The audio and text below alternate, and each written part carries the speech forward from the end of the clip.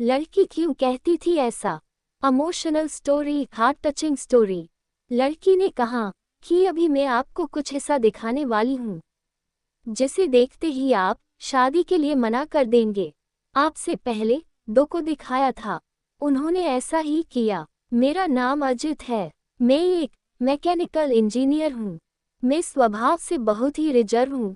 इस कारण कभी मेरी लड़कियों से ना ज्यादा दोस्ती रही, ना ही कोई मेरी गर्लफ्रेंड बनी। अब मेरी जॉब लग गई थी और घर वाले अब शादी की बातें करने लगे। घर पर कई तस्वीरें और बायोडेटा आने लगे। उसमें से मुझे अंजलि देखते ही पसंद आ गई। बायोडेटा से पता चल रहा था कि वो अच्छी पढ़ी लिखी थी। मैंने अपने घर वालों से कहा कि मुझे लड़की पसंद है। हम लोग अंजलि के घर उसे और उसके परिवार को देखने गए। फिर जब अंजलि चाय लेकर आई तो वो मुझे उसकी तस्वीर से भी ज्यादा सुंदर लगी। खुले बाल और हल्के नीले रंग की साड़ी में वो बहुत ही सुंदर लग रही थी। फिर घर वालों ने हमें एक कमरे में बातें करने भेजा। कमरे में वो चुप थी। उसके चेहरे पर इतनी खुशी नहीं थी। मेरा दिल धड़क रहा था। मुझे लगा कि उसे मैं पसंद नहीं हूँ। फिर मैंने ही बात शुरू करते हुए कहा कि अब क्या करती है। उसने मेरी तरफ घूर कर देखा और कहा कि आपने बायोडेटा देखा नहीं तो मंगाया क्यों था। उसकी बात सुनकर मुझे लगा कि वो मुझ में कोई इंटरेस्ट नहीं दिखा रही है। फिर मैंने उसे डायरेक्टली पूछ लिया कि आपको मैं पसंद नहीं हूँ। वो बोली, मेरे पसंद की बात नहीं है, आप खुद मुझे नापसंद कर देंगे, मुझे पता है। उसने कहा, अभी मैं आपको ऐसा कुछ दिखाने वाली हूँ कि आपको देखते ही आप शादी के लिए मना कर देंगे। आपसे पहले दो को दिखाया था, उन्होंने भी देखते ही मना कर दिया। ये कहकर उसने अपने खुले बाल जो पीछे थे उनको आगे किया। इतने में ही कमरे के बाहर से आवाज आ गई और उसकी माँ कमरे में आ गई। शायद उन्हें भी पता था कि वो हर लड़के साथ ऐसी ही बातें करती है और कुछ बताती है। उसकी मम्मी ने कहा, चलिए बाहर सब आपका इंतजार कर रहे हैं। अंजलि ने अपनी माँ की तरफ देखा। मैं बाहर आ गया और बाहर मेरी माँ और पिता, जिन्हें भी मेरी शादी की जल्दी थी, वो भी मेरे मुंह से बस हाँ सुनना ही चाहते थे। मेरे आते ही मेरी माँ मुझे बाहर ले गई और पूछा कि क्या तुझे लड़की पसंद है। मैं मना नहीं कर पाया, लेकिन एक बात मुझे खटक रही थी कि आखिर वो क्या बताने वाली थी। उसकी मम्मी जिस तरह से जल्दी से कमरे में आई, मुझे बाहर ले गई, लगा ऐसा जैसे वो हमारी बातें ही सुन रही थी। मैंने शादी के लिए हाँ कर दी। मेरे घर वालों ने उन्हें हाँ में जवाब दे दिया, लेकिन अब मैं एक दुविधा में था कि मैं क्या करूं। मैंने उससे बात करना चाहा, मैंने उससे नंबर नहीं मांगा था। मैंने अपनी मम्मी को कहा कि आप बात करें और उसका नंबर ले लें। मम्मी ने अंजलि की मम्मी से फोन पर बात की और अंजलि का नंबर मांगा, लेकिन उन्होंने ये कहकर मना कर दिया कि अंजलि का फोन अभी खराब है। मम्मी यह भी कह रही थी कि वो लोग शादी के लिए जल्दी कर रहे हैं।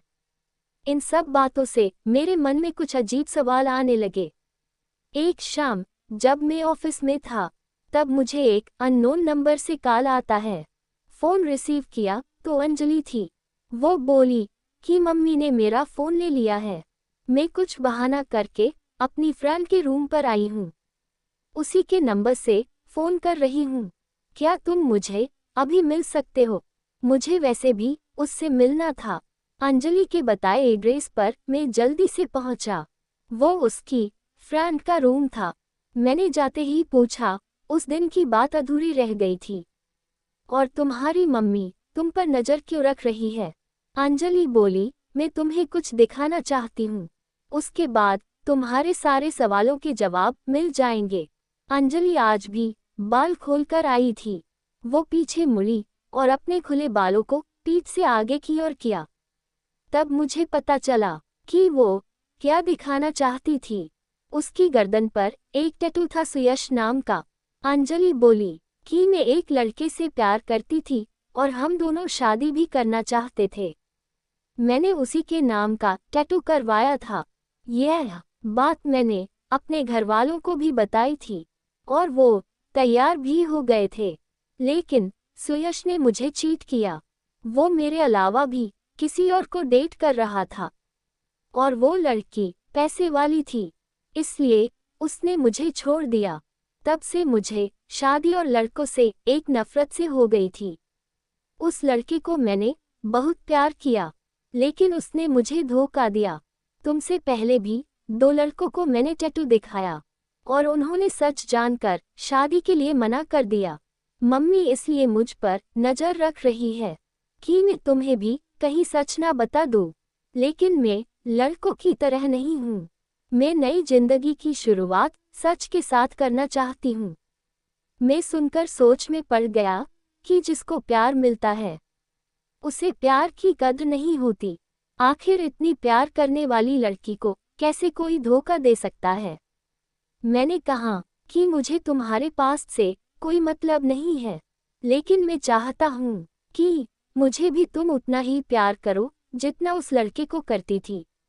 अंजलि को यह उम्मीद नहीं थी। उसे लगा था मैं भी उससे शादी के लिए मना कर दूंगा। मेरी बात सुनकर उसके इतने दिनों के दबाए आंसू बहने लगे।